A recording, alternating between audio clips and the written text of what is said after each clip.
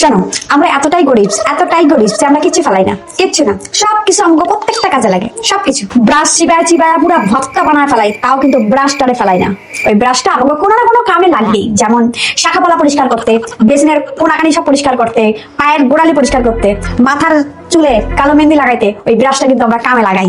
আর ছোট ছোট জামা কাপড় বেশি জমে গেলে ওগুলা কিন্তু আমরা ফেলাই না, ওগুলা আমরা বিক্রি করে আমরা কিন্তু থালা বাসন দিই, মানে কিন্তু আমরা কিন্তু ঘরের জিনিস দিতাছি, দিয়া কিন্তু আমি আবার নিতাছি।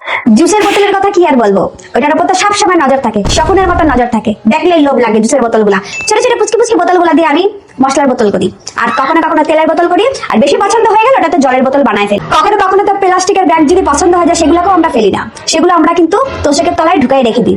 আর কেউ যদি আমাদেরকে গিফট দেয়, গিফটের উপরে যে প্লাস্টিকের যে কাগজটা দিয়ে যে প্যাকিং করে না, সেটা যদি বাবা পছন্দ যদি হয়ে যায় সেটাকেও আমরা কিন্তু ফেলি না, যত্ন সহকারে সেলোটেপটা তুলে আবার যত্ন সহকারে ভাঁজ করে রেখে দিই। মানে আমি যদি ভবিষ্যতে যদি কাউকে যদি গিফট দিই, ওইটাই আবার মাইরা দেবো করে, মানে আমরা কোনো কিছু ফেলি না। আমি আইসক্রিমের দোকানে গেলে কখনো ওই কোন খাই না, খাই বাটি আইসক্রিম। কেন বলো তো? ওই চামচটা আমার দরকার, সবসময় চামচটার আমার প্রয়োজন পড়ে। আমার নজর, শকুনের নজর সবসময় চামচের দিকেই থাকে, কারণ ওই চামচটা পাইলেই আমি দুইয়া মুইয়া লবণের বাটিতে রাখুন বা হলুদের বাটিতে রাখুন, কোনো না কোনো জায়গায় আমি ওই চামচটা ঠিক কাজে আমি লাগাই দিবই দিব। কিন্তু মিষ্টির হাড়ি, দইয়ের হাড়ি কিন্তু আছে, এই হাড়ি ফাড়ি যদি আমার ঘরে আসে আমি কিন্তু ফেলাই না।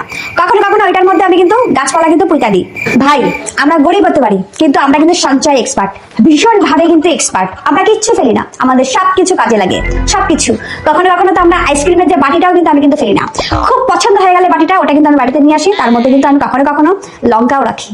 আর সোনপাপড়ির কৌটো, ওটা তো আমার ভীষণ ফেভারিট, ভীষণ ফেভারিট। ওটা যখন আমি পেয়ে যাই আমার হাতের কাছে, ওটাকে আমি গয়নার বাক্স বানিয়ে ফেলি। কখনো কখনো ওর মধ্যে একটু সেফটি পিনও রেখে দিই, কারণ ওটা আমার হারিয়ে যায় শুধু। কাগজ, ওটা তো হলো আমার যক্ষের ধন, যক্ষের ধন। ওইটা পাইলে আমি এত সাবধানে রাখি, এত সাবধানে রাখি যে নিজেরাও আমি এতটা গুছায় রাখি না, ওইটারে আমি এতটা গুছায় রাখি, কারণ ওটা আমার চিরসাথী। আমার ব্যাগের মধ্যে খবরের কাগজ থাকবেই থাকবে, ওটা পড়ার জন্য না, কোথাও বসার জন্য। কাপের হাতল ভেঙে গেছে, ফেলবো না তো? ফেলবো কেন? ওটা দিয়ে চাল উঠাবো, ডাল উঠাবো। ভাই, আপনার একটা মাপ আছে, মাপ। শালিমার নারকেল তেলে যে প্লাস্টিকের যে কৌটাটা আছে না, লম্বা কৌটাটা থাকে, ওইটাও ফেলি না। ওইটারে মাঝখান থেকে ফালি ফালি করে আমি ঝাঁটা বানাই। আর রঙের কৌটার কথা তো কইলামই না তোমার ঘরে, আমি ওইটাও ফেলি না। ওইটা আমার বাথরুমে থাকে, বাথরুমের কৌটা হিসেবে আমি ব্যবহার করি, বাথরুমের মগ। বোঝা গেল? যে কৌটার মধ্যে বিরিয়ানি প্যাক করে দেয় সেই কৌটাটাও কিন্তু আমি ফেলি না, ওইটাও কিন্তু আমি ভালো করে সার্ফ দিয়ে ধুয়ে রেখা দিই, যত্ন করে। পরে কখনো কোনো না কোনো কাজে আমি ব্যবহার করব। আর ক্যালেন্ডারের কথা তো আমি জীবনেও ভুলবো না। ওইটা দিয়ে আমি বইয়ের মলার দিতাম, বইয়ের মলার। বাবারে বাবা, অনেক টাকা বাঁচাইছি এমন করে আমি, আমার মা বাবার অনেক টাকা বাঁচাইছি আমি। কিচ্ছু ফেলবো না, কিচ্ছু না, ফেলার মতন কিচ্ছু নাই।